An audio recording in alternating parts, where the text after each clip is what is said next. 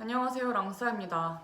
2030 세대들이 청약을 많이 해지하고 있다고 해서 저도 오늘 청약 관련된 얘기를 해보려고 해요. 저는 29살 때 청약에 2번이나 당첨이 됐어요. 그래서 오늘은 제 당첨 비결과 이 청약 통장을 유지를 하면 좋을지 해지를 하면 좋을지, 청약 통장에 2만 원이 좋을지 10만 원이 좋을지 당첨이 2번 된 사람으로서 얘기를 해보려고 해요. 우선 저는 결혼할 때까지, 결혼을 하고서도 저한테 집이라는 건 살겠다는 생각을 단 한 번도 한 적이 없어요. 월세를 살지 않고 전세를 살면 굉장히 잘 살고 있구나, 이런 수준이었어요. 당연히 청약에 대한 개념은 진짜 1도 없는 사람이었어요. 제가 청약에 눈뜬 계기가 있는데 2020년 2월에서 3월 당시에 우리나라에 코로나가 터져가지고 모든 경제가 멈춰있는 상태였잖아요. 자영업자인 저도 당연히 일을 못하고 쉬고 있었어요. 맨날 쉬니까 강아지 산책을 그날따라 옆 동네 멀리 걸어간 거예요. 산책을 하는데 길가에 다 쓰러져가는 5층 아파트가 재건축 이런 거 한다고 현수막이 붙어있더라고요. 부동산에 붙자도 모르는 시기였고 백지 상태였는데, 그때 남편이랑 그 쓰러져가는 5층 아파트 바로 앞에 있는 부동산에 들어가서 이런 아파트는 얼마 정도면 살 수 있냐, 이런 걸 물어봤어요. 저희 남편은 그때 집을 좀 사고 싶어 했어요. 그래서 영업장 근처에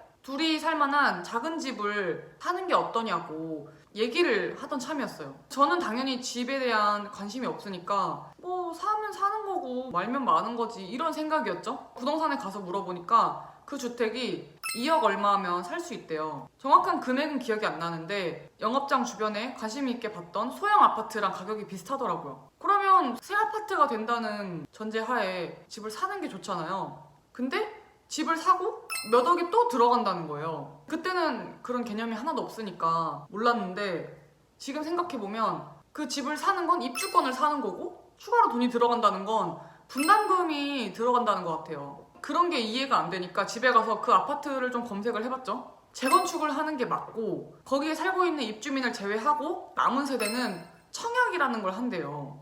제가 부동산에 가서 살려고 알아본 금액보다 더 싸게 집을 살 수 있는 거예요. 당시에 청약 통장이 있었는데 저희 둘 다 그 쓰임새를 전혀 알지 못했던 거예요. 그때 당시에 만든 지 2년이 갓 넘어가지고 30만 원도 들어있지 않던 통장을 가지고 있었고, 남편은 10년 정도 됐던 것 같아요. 그날부로 청약 공부를 한 달을 꼬박 했어요. 그렇게 공부를 한 달을 하고 첫 청약을 넣어서 당첨이 되고, 그렇게 한 달도 안 돼서 두 번째 청약을 넣어서 두 번째 청약이 당첨이 됐어요. 근데 어떻게 한 달 새에 2번이나 당첨이 됐는지 말씀을 드릴게요. 저희는 일단 신혼부부니까 신혼부부 특공을 노려야겠다고 생각을 했어요. 그런데 아시다시피 특공은 진짜 박 터져요. 신혼부부 특별공급은 자녀수 싸움이란 말이에요. 근데 저희는 무자녀니까 점수가 정말 낮은 거예요. 특공의 점수를 매기는 계산법은 일반적인 청약 가점을 매기는 거랑 좀 달라요. 저희는 자녀가 없으니까 특공 중에서 거의 최하점인 거예요. 저희 지역에서 했던 이전에 청약 리스트를 다 뽑아가지고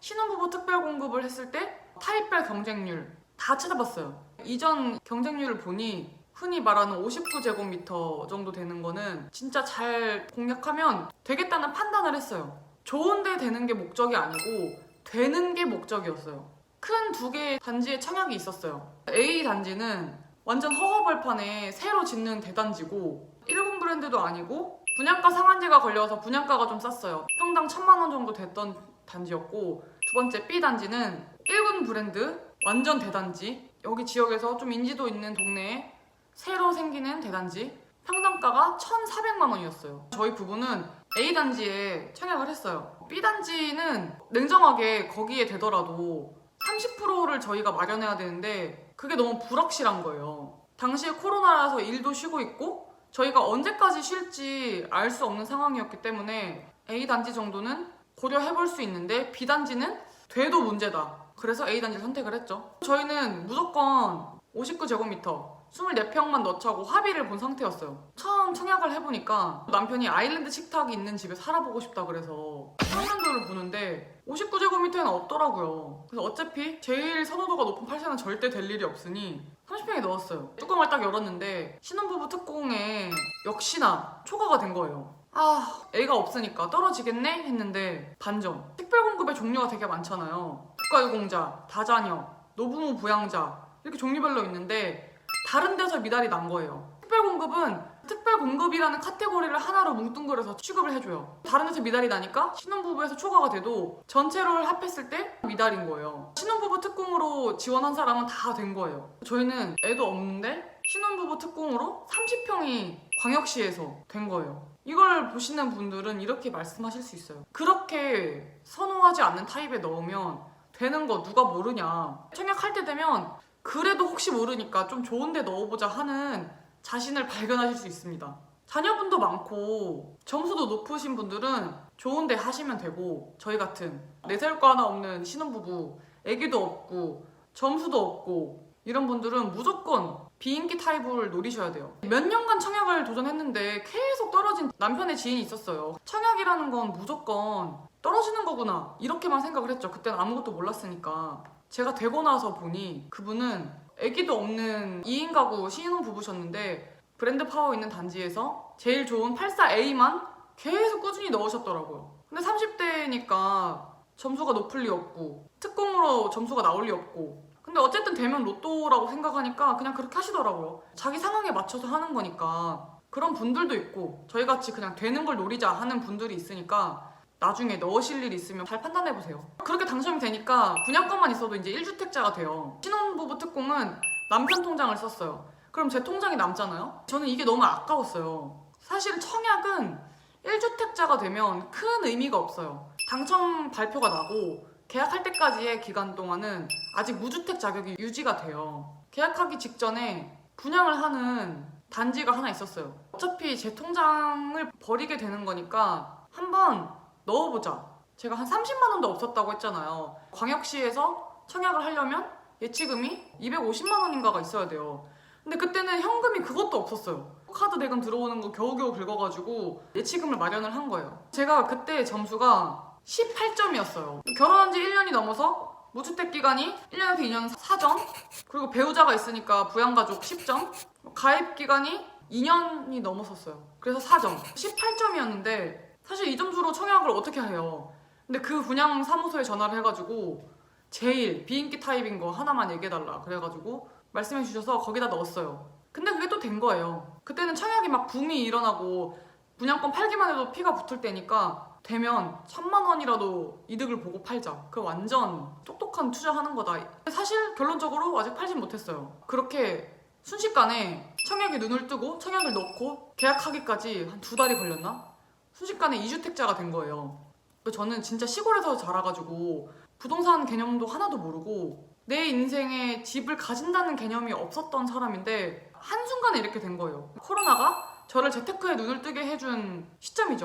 완전 전화위복이 된 거예요. 그럼 이렇게 청약에 2번이나 당첨된 저는 유지하라고 할까요? 해지하라고 할까요? 제가 이 질문을 실제로 제 친구한테 받았어요. 제 친구의 남편의 통장이 10년을 유지를 했대요. 시어머니가 들어주셨는데 앞으로 분양가가 계속 높을 테니 청약 통장이 큰 의미가 없을 것 같다. 해지하고 생활비에 보탬이 되어라. 이렇게 말씀을 해주신 거예요. 근데 제 친구도 뭔가 깨면 안 될 것 같지만 왠지 또 깨라고 하니까 또 깨야 되나 싶고, 그러니까 저한테 이제 질문을 한 거예요. 저의 대답은 당연히 깨지 마.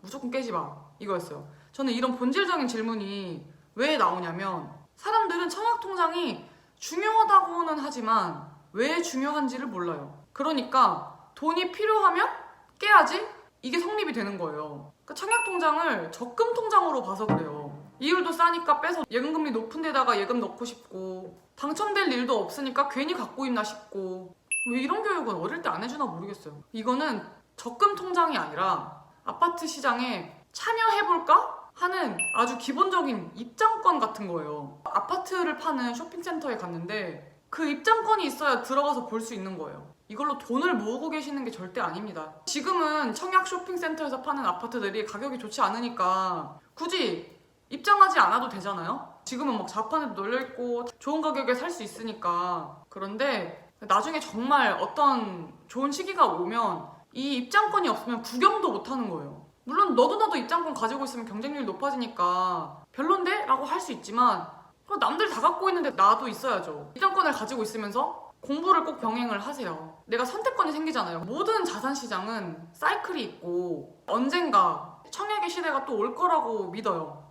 절대 해지하지 마세요. 요즘 아무리 청약이 가치가 없어 보여도 좋은 단지라고 생각하는 곳은 진짜 박 터져요. 제가 아는 분의 청약 점수가 68점이었거든요. 청약을 해보신 분들은 다 알아요. 이 점수가 정말 굉장히 높은 점수고 어디든 노려볼 만한 점수예요. 저희 지역에 되게 좋은 아파트 청약을 했는데 거기도 뭐 분양가가 비싸네 어쩌네 해도 경쟁률이 이번에 장난 아니더라고요. 근데 그분이 떨어졌어요. 전 당연히 84A에 되실 줄 알았는데 84A 커트라인이 69점이었어요. 68점도 떨어지는 시대인데 지금 청약이 무조건 좋지 않다라고 할 수는 없는 것 같아요. 깨려고 생각하시는 분들은 생활비가 좀 아쉬우니까 거기에 있는 돈 깨서 보탬이 돼볼까? 하시는 분들 중에 청약에 1,000만 원 이상 갖고 계신 분들 전 별로 없을 것 같아요. 그거 조금 깬다고 내 살림살이 막 절대 눈에 띄게 나아질 일이 없고 오히려 그게 나중에 제 살림살이를 눈에 띄게 나아지게 할 수 있어요. 깨지 마세요. 사람 일은 진짜 절대 모릅니다. 한 달에 10만 원 넣기가 좀 부담이에요. 하실 수 있거든요. 저는 2만 원만 넣으라고 하고 싶어요. 일정 예치금만 충족이 되면 청약은 어디든 넣을 수 있으니까 10만 원씩 넣으라는 건 횟수제인데 생각보다 횟수제로 당첨될 수 있는 아파트가 많이 없어요. 공공분양을 횟수제로 청약을 하고 민영주택은 가점제로 하는데 가점제로 노려볼 만한 곳이 더 많은 것 같아요. 그래도 횟수를 채우겠다 하면 무리해서 채우셔야죠. 깨는 것보단 2만 원씩 넣는 게 낫다. 그리고 2030분들 깨지 말라는 이유가 하나 더 있습니다. 요즘에 전세 사기다 뭐다 월세는 점점 올라가고 그렇잖아요. 젊으신 분들이 행복주택, 청년주택, LH에서 분양하는 그런 임대주택 많이 하잖아요. 그런 사업에 지원하려면 청약통장이 있어야 돼요. 청약통장이 있기만 해도 지원할 수 있어요. 이것도 경쟁률이 되게 빡센 거 저도 알아요. 포기하시는 분들도 많은데 그래도 청약통장이 있으면 도전해볼만 하잖아요. 되면 생활비 아끼고 돈 버는 건데 실제로 제 동생이 행복주택에 청약해서 이번에 입주해요. 지방이니까 경쟁률이 막 수도권처럼 엄청 세진 않지만 굉장히 안정적이고 5년인가까지 연장해서 살 수 있다고 하니까 돈 떼일 일도 없고 신축이니까 컨디션도 좋고 이게 모든 게 청약통장이 있어야 도전을 할 수 있다. 저도 다주택자지만 청약통장 있고 매달 2만 원씩 넣고 있어요. 왜냐면 저는 진짜 사람 일은 정말 어떻게 될지 모른다 이런 주의예요. 제가 살다 보니 제가 그냥 얼떨결에 만든 2만 원짜리 청약통장이 청약을 알게 되었을 때 최소한 넣어볼 수 있게끔 해준 거잖아요. 내가 청약을 알았는데 통장이 없어. 가입기간 짧아. 그러면 너무 아쉽잖아요. 청약통장은 적금통장이 아니고 그냥 입장권 가지고 있는 거예요. 살면서 공부를 하면서 자산에 대한 이해와 부동산에 대한 지식이 엄청 많이 쌓이고 앞으로 정말 내가 판단하에 청약할 일이 없다. 그리고 내 판단이 무조건 맞아. 단호하게 말할 수 있는 상황이 된다면 그때는 없애셔도 괜찮죠. 저희처럼 일반적인 사람은 청약통장 무조건 있어야 돼요.